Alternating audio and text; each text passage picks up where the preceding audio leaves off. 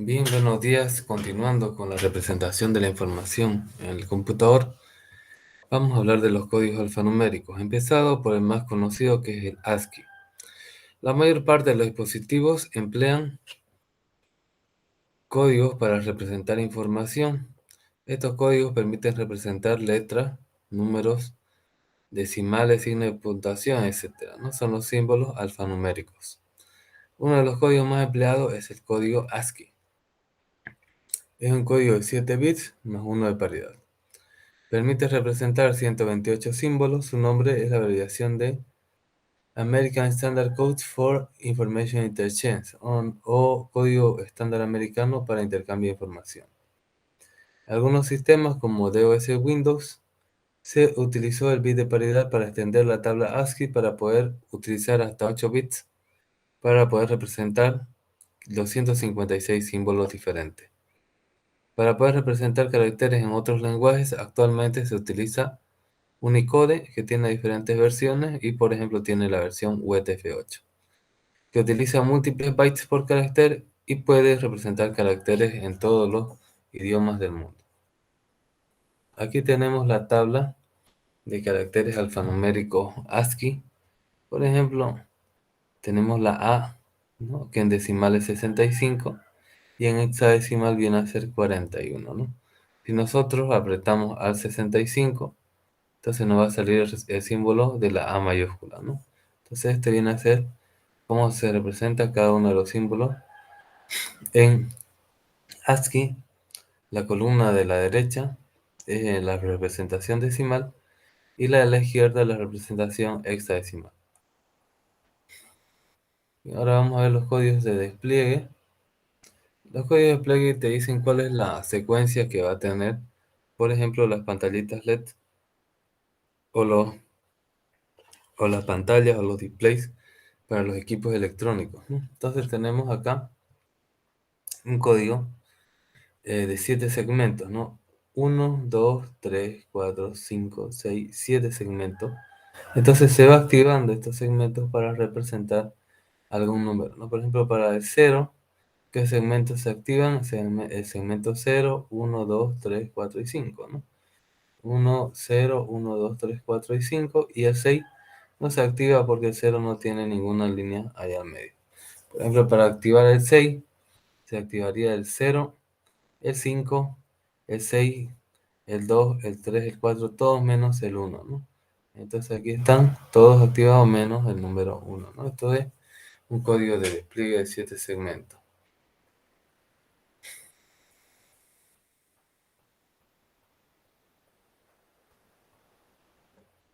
Bien, entonces tenemos diferentes códigos. Ya hemos visto un poco el ASCII.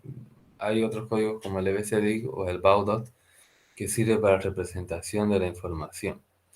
Entonces, básicamente, estos códigos lo que hacen es tener una secuencia de bits de ceros y unos, que normalmente lo que se utiliza en la actualidad son los bytes, es decir, 8 bits, ¿no? Entonces esos 0 y 1 están activados o no activados para representar que hay tensión o corriente o que no la hay, ¿no? Entonces eso viene a ser la secuencia.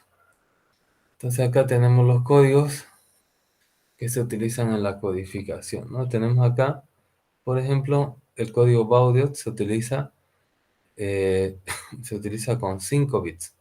Entonces su representación acá, por ejemplo, estos son los códigos binarios que tienen de 5 bits, el código Baudot, la representación decimal del 0 al 10, la hexadecimal del 0 al 10 también, pero el 10 en hexa representa la A. Tenemos en octal cuál es su representación en lo que es letras y en lo que es cifras también, ¿no? Entonces tiene acá una representación solo de 5 bits, ¿no? Si estamos hablando de 5 bits, estamos hablando de 2 a la 5.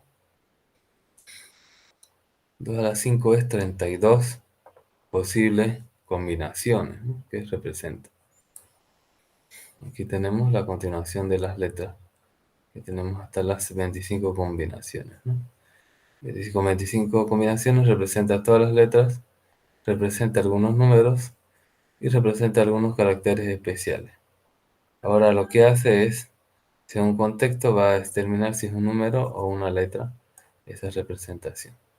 Tenemos otro código extendido que se llama EBCDIC. EBCDIC utiliza 8 bits, que es lo más normal ahora, utilizar con 8 bits. Podemos representar 2 a las 8, 2 a las 8 combinaciones diferentes, ¿no? 256 caracteres, ¿no? Diferentes que se pueden representar en este código EBCDIC. ¿No? Acá tenemos, decimos 2 elevado a la 8, 256 caracteres distintos, puede representar, ¿no? Entonces tenemos minúsculas, mayúsculas, decimales, hexadecimales, etcétera. Entonces tiene más la posibilidad de representar más números, ¿no? Más letras también.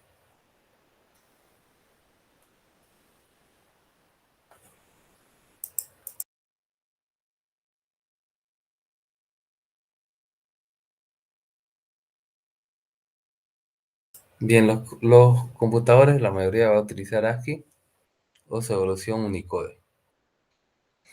En los años 30 y 40 se utilizaba el código Baudot, que tenía 5 bits por caracteres, y los terminales ya fabricados en los años entre 50 y 60 utilizan el ASCII de 7 bits por carácter, y los más modernos utilizan el ASCII extendido de 8 bits, o puede ser EBCDIC, o puede ser Unicode, entre otros. Tenemos otro código, el código Baudot-Murray, que bueno, se basa en el servicio de telegrafía francés, ¿no? Entonces hay un bit de arranque y otro bit para parar. Entonces él transmitía información solamente con 5 bits, ¿no? Pero ¿cuál era el problema? El problema es que solo había 25 caracteres posibles, ¿no? Porque tenía 32 combinaciones, necesitaba 7 para control. Entonces hay problemas porque, por ejemplo, en castellano, inglés, francés, hay 26 caracteres conocidos aparte de las tildes y puntuaciones. Entonces, mínimo para funcionar se necesitaba 45. Entonces, para poder, ¿cómo hacía entonces para poder transmitir mínimamente 45 caracteres? Ahí inventó el concepto de la tecla Shift. La tecla Shift básicamente, si ustedes, eh, si ustedes ven, viene a ser cuando ustedes presionan esa tecla para arriba y presionan una tecla, entonces sale la mayúscula, ¿no? De la tecla. Entonces la letra Shift, la tecla Shift, lo que hace te da más combinaciones, ¿no? Entonces tenés 64 nuevas posibilidades porque viene a ser un bit extra, ¿no? Entonces en vez de tener eh, 2 a la 5, que vendría a ser 32, tenés 2 a la 6 gracias a ese shift, porque viene a ser exactamente como si fuera un bit extra, ¿no? Lo único que la información que viaja ahora son 5 bits, pero está la tecla shift también. Entonces estamos hablando de 6, activado o no activado. Entonces me da 64 posibilidades y con eso cubro los 45 mínimos, eh, los 45 mínimos que necesitaba. Ahora, lo malo es que como esa tecla Shift no era estandarizada, entonces diferentes organizaciones como Bell System, las Armadas de Estados Unidos, eh, el Buró del Tiempo, la Prensa Agrícola, Western Union, ¿no? Todos esos utilizaron su propio código representando el código, eh, el código original, pero lo ha modificado, ¿no? El código Baudot, pero modificada cada uno según sus necesidades. Entonces tenemos que había una red de telegramas que fue formada antes de la Segunda Guerra Mundial. También había otra versión del código Baudot-Murray, el llamado alfabeto internacional telégrafo número 2. La red tenía dos limitaciones que no pudieron ser superadas confiablemente. Por ejemplo, el bit de paridad para seguridad. Hemos visto en la anterior clase los bits de paridad. Entonces no no existía eso. Y también había un código secuencial donde un carácter específico definía la identidad de los subsiguientes caracteres por un lazo, hasta que aparezca un carácter de control que ponía el chip, bien ya sea en fix, es decir, en chip elevado, o en caracteres, ¿no? El chip normal. Entonces, bueno, estas teclas, estos problemas hacían que las máquinas electromecánicas tipo teletipo se enojaran al perder datos sin saber en realidad qué es lo que habían recibido, y se imprimía como ruido, convirtiendo la actividad del telex en una situación muy frustrante. Sin embargo, con estas graves limitaciones, este código se convierte en una forma más popular de LTTI, es decir, de terminales remotas de la comunidad amateur, y aparentemente, con todo y el problema extraordinario, su presión de otras modalidades en otros tiempos fueron igualmente populares, ¿no? Como el Packet o el Pactor, que también fueron códigos a la desigual competencia que hay del Internet, y otra forma de transferencia de datos redundantes como PTC2 y el Clover.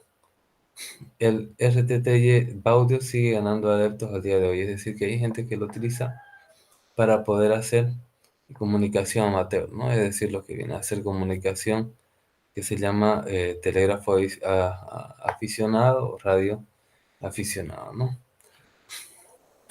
Obviamente, el Baudio tiene más ventajas que desventajas. Bien, acá tenemos cómo serían las representaciones, ¿no?, que hay del código Baudio. Acá tenemos las letras, ¿no?, para representar. Fíjense, la A significa que en el segmento, este segmento está activado y los demás no están activados. La B, este y este segmento están activados, y así sucesivamente se puede ver, ¿no?, los diferentes caracteres, ¿no? Originalmente 25, pero a través de la letra Shift se puede representar más caracteres. Aquí tenemos también otro código,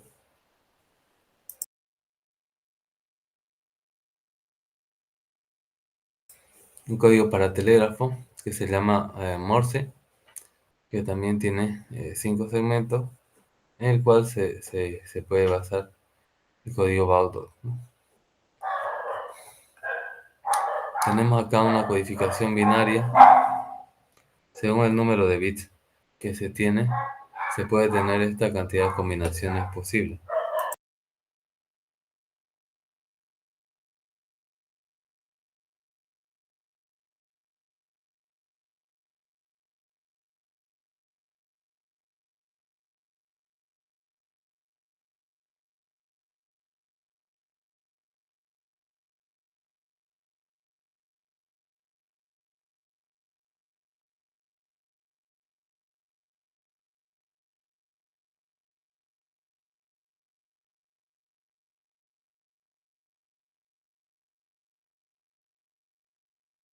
Bien, entonces entre más bits tengamos, más posibles números vamos a tener, más caracteres vamos a representar.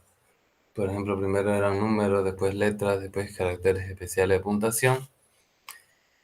Y ahora se puede representar inclusive símbolos así tipo emoticones, ¿no? Entonces, más caracteres posibles, ¿no? Con doble palabra, es decir, con 2 bytes o 16 bits se puede representar 65.536 caracteres. Para mí suficiente al día de hoy, pero quién sabe con todos los idiomas que hay que representar. Y entonces tenemos acá el ASCII, el American Standard Code for Information Interchange, o el código estándar americano para intercambio de información. Y tenemos empresas como IBM y AT&T que presionaron a la ASA, la Asociación Americana de Estándar, para que adoptara codificación de caracteres más amplia, ¿no? Entonces, en vez de utilizar el Baudot, tenemos que el código ASCII se incorporara el año 1967 como codificadores, ¿no? Tenemos caracteres que son gráficos, y también hay caracteres de control. Un carácter de control, por ejemplo, viene a ser el Enter, que es salto de línea. Tenemos también otro carácter que se llama retorno de carro, que es lo que hace poner el cursor al principio. Todos esos son caracteres invisibles, ¿no? que también existen, en el ASCII. No, primeramente tenía 7 bits y después ya se amplió a 8 bits.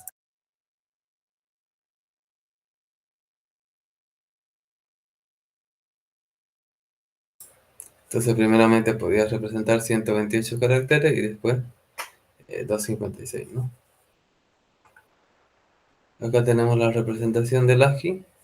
Por ejemplo, la letra A se representa con el 41 porque estamos hablando de código hexadecimal. Si fuera esto código decimal, la A mayúscula sería el 65, ¿no? Esa es la principal referencia cuando uno quiere acordarse de los códigos, ¿no? Entonces este es 66, 67, 68 y así sucesivamente, ¿no? Hay caracteres especiales, por ejemplo el 64, a 64 viene a ser la arroba, ¿no? Está uno antes del 65 que es la A. Aquí tenemos el código BCD, un código de 8 bits, ¿no? Que permitía representar caracteres alfanuméricos no secuenciales, es decir, que no corresponden con números consecutivos como el ASCII, ¿no? Por ejemplo, la letra B, fíjense, está en la posición 229, la W230, ¿dónde está la A? 193, la B 194, entonces tiene ahí su representación también en lo que viene a ser formato binario, formato hexadecimal y formato decimal. Cada uno tiene un número. Aquí tenemos la primera entrada de información que se tenía, que eran las tarjetas perforadas, ¿no? Cada una de estas tarjetas perforadas representaba información. Si estaba perforado significa que el bit era 1 y si no estaba perforado significaba que el bit era 0, ¿no? Bien, entonces tenemos una evolución del ASCII, el ISO 2022, que llega al 73 y se implementó hasta el 94, que tenía una tabla de 8 bits con 256 caracteres, ¿no? Entonces eso fue una mejora y tenemos la ISO 8859, que se trata de otra variante del ASCII pero para diferentes escrituras. ¿Qué significa diferentes escrituras? Que tenían 128 para de su rango inicial para codificar diferentes escrituras, ¿no? Diferentes alfabetos. Por ejemplo, nosotros utilizamos el alfabeto latino, igual que el inglés y otros idiomas, pero por ejemplo, hay también otro alfabeto que se llama cirílico, y hay otro alfabeto que se llama ruso, y hay otro alfabeto que se llama chino, y otro japonés y otro árabe, entonces son diferentes combinación de caracteres que se tienen. Aquí tenemos la representación del ASCII, pero allá acá, el 88591 Latin, es decir, pensado para las lenguas latinas, ¿no? Por ejemplo, tenemos las tildes, las diéresis, entre otros caracteres que no existe originalmente, que no existen en idiomas como el inglés, ¿no? Entonces, pero existen el alemán, el castellano, el español, el catalán, el euskera, el asturiano, danés, escocés, feroés y diferentes otros idiomas que se pueden representar estos caracteres especiales, ¿no? Que son una modificación del tono de la voz. Aquí tenemos otros, el Latin 2, con otros caracteres que representan al bosnio, croata, checo, húngaro, polaco, rumano, eslovaco, esloveno, serbio, junto con otros caracteres de alemán y francés también, ¿no? Entonces, tenemos otros caracteres especiales para esos idiomas, ¿no? Que básicamente se representan con un alfabeto latino, pero modificado. Y acá tenemos para el turco, para el maltés y para el esperanto, ¿no? Otros caracteres especiales que cada uno tiene su propio sonido y tiene su propio código hexadecimal, ¿no? Que está representando en el ASCII Latin 5 o Latin 3 de la ISO 88599 o el 88593. Acá tenemos una representación en ASCII de un periodo, por ejemplo, de Turquía, ¿no? Entonces este periódico tiene caracteres especiales, si bien mayormente va a utilizar lo que viene a ser caracteres latinos, tiene sus propios propia codificación. Y acá tenemos eh, alfabeto cirílico, aquí representando alfabeto cirílico, que se utiliza para el ruso, el ucraniano, el búlgaro y el macedonio, ¿no? Entonces tenemos ahí esas letras de un alfabeto diferente al latino que utilizamos nosotros, que se llama cirílico. Aquí tenemos una representación en alfabeto cirílico, ¿no? De un periódico ruso. Y acá tenemos, si bien tiene letras latinas, pero también tiene su representación en alfabeto cirílico. Todo eso se tiene que codificar, ¿no? Y bueno, tenemos acá algunos caracteres especiales también, matemáticos como el epsilon, como el tau, ¿no? Que se utiliza para operaciones matemáticas, ¿no? Entonces, se puede decir que viene a ser la escritura de otro alfabeto que se llama el alfabeto griego, ¿no? Tenemos un ejemplo de alfabeto griego y acá caracteres en griego, ¿no?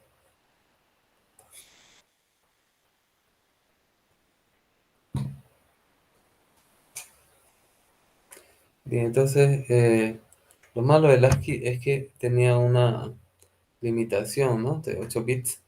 Entonces había una representación limitada, una simplificación del alfabeto griego, ¿no? Entonces, por ejemplo, cuando empezó, cuando tenía 7 bits nomás, el alfabeto latino no podía tener ñ, entonces se ponían n, y no podía tener acentos, ¿no? Entonces ni diéresis, entonces se ponía sin esos caracteres. Lo mismo pasaba con el griego, que tenía una limitación de sus caracteres por la cantidad de bits que tenía para representar. Y acá tenemos otros caracteres, por ejemplo, estos son caracteres eh, árabes, ¿no? Que tenemos para representar información, ¿no? Y cada uno tiene su código, ¿no? Su guión tanto, ¿no? Para decir, es como si tuviera un montón de shift para decir otro conjunto de caracteres.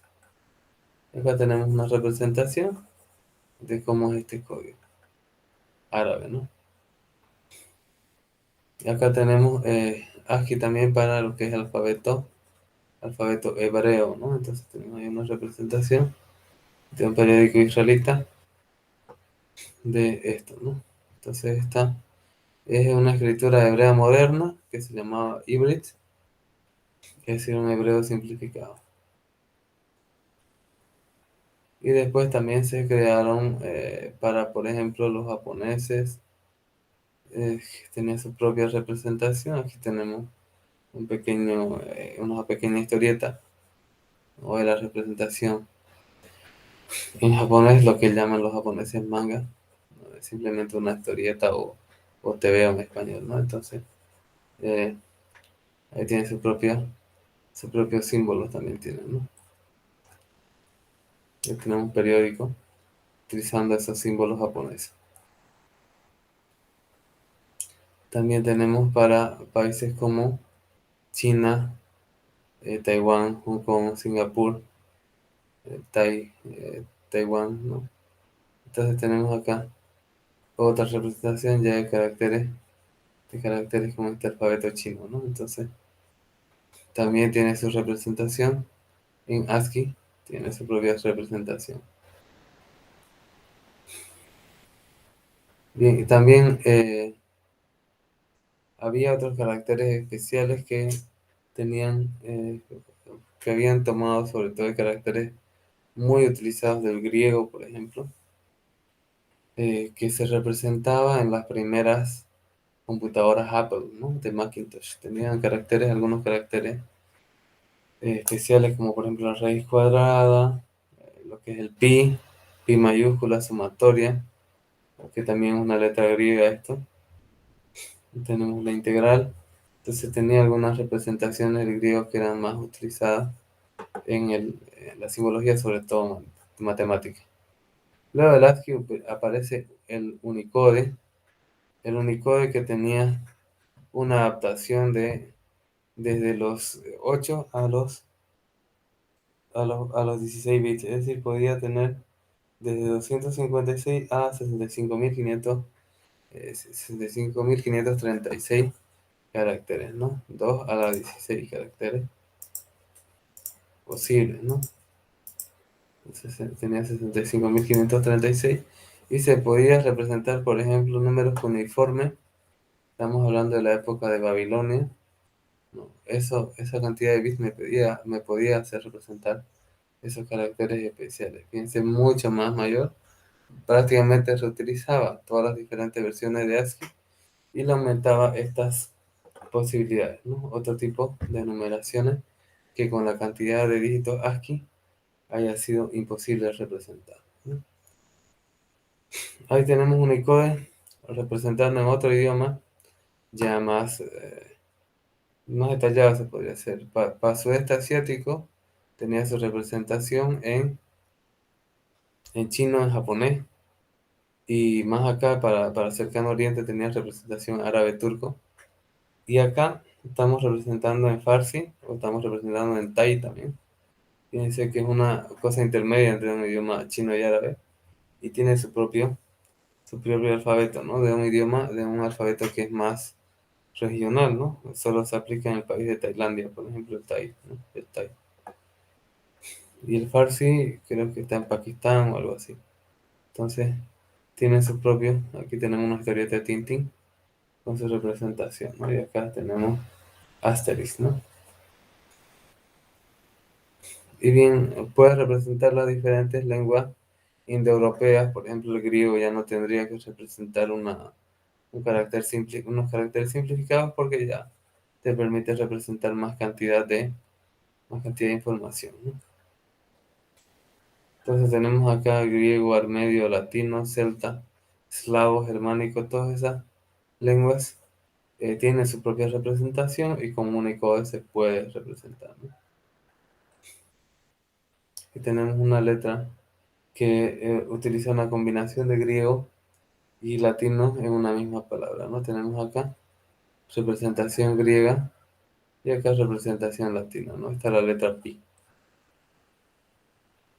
Entonces tenemos que el Unicode lo que hace es una unificación y un solo sistema de codificación de caracteres puede representar a diferentes letras. Por ejemplo, esta se llama H para nosotros en español y para otro idioma se llama ETA, por ejemplo, ¿no? Pero es el mismo dibujo, lo mismo aquí en lo que viene a ser la letra X y la operación matemática, ¿no? De multiplicación.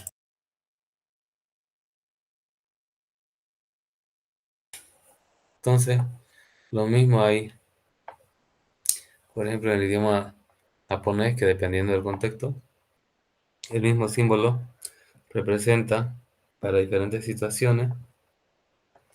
Entonces, lo que se hace es utilizar un símbolo para muchas cosas, ¿no? Entonces, te ahorra en codificación, te puede ayudar a representar más cosas con los símbolos que tenés disponibles.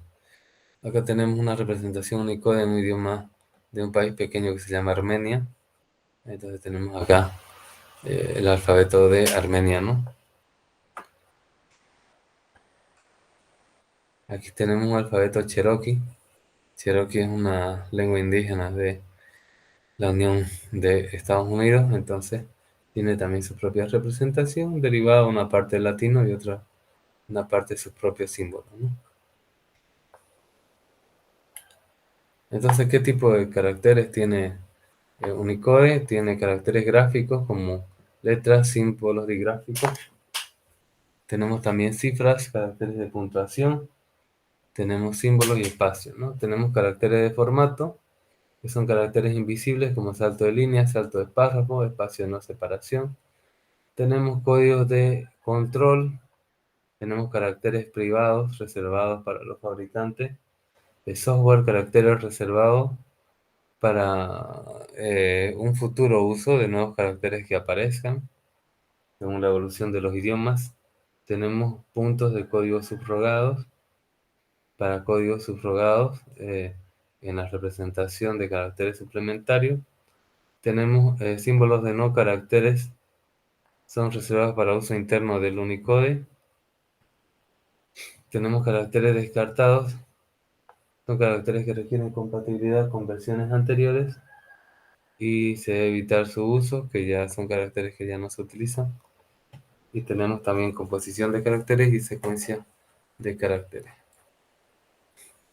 También tenemos la composición de caracteres. Por ejemplo, si nosotros tenemos la letra M y tenemos la virgulilla, entonces lo que se hace es imprimir la N. Después el cursor se va a alimentar una posición hacia adelante. Se hace que vuelva y se imprime la virgulilla, y con la N más la virgulilla tenemos la letra ñ, ¿no? Una combinación de ambos caracteres también se puede hacer para reutilizar. Tenemos un mapa de texto que existe en los sistemas Windows. Por ejemplo, usted le dan inicio y escribe un mapa de caracteres. Y ahí está la representación. Y lo voy a poner, la representación de los diferentes códigos y diferentes tipos de letras que tiene, ¿no? Porque todo esto es codificación Unicode, ¿no? Esta U viene acá de Unicode, ¿no? Entonces tenemos diferentes versiones, ¿no? Inicio, mapa de caracteres y sale esto, ¿no? Y entonces, ¿cómo es el tipo abierto de Unicode? Se basa en un estándar. La codificación de caracteres está basada en el estándar Unicode, por lo que los archivos de tipo de letra pueden cubrir uno o varios sistemas de escritura simultáneos.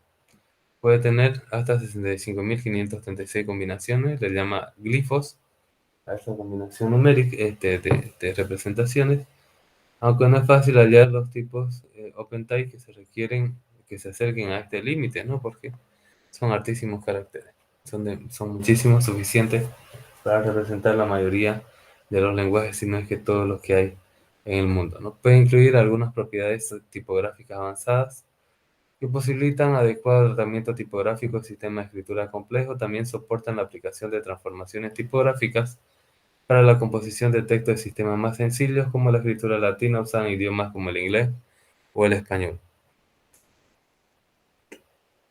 Los archivos del tipo de letra, es decir, como es la forma, ¿no? Si a veces Time New Roman, Arial, etc., son multiplataforma, es decir, que puede utilizarse en macOS, Windows y algunos sistemas Unix y también sistemas operativos Linux, ¿no? Se puede cambiar y mayormente van a reconocer ese tipo de letra o lo van a adaptar a otro que se utilice, ¿no? Entonces acá podemos decir qué código de caracteres queremos, si Unicode, si básico, cirílico, si queremos de Europa, de Estados Unidos, Europa Central, griego, turco, árabe, chino. Si queremos latinoamericano, también acá nos da la información. Bien, entonces eso sería todo sobre la codificación de caracteres. Nos vemos en la siguiente clase. Empezaremos el tema 4. Hasta luego, jóvenes, ¿no?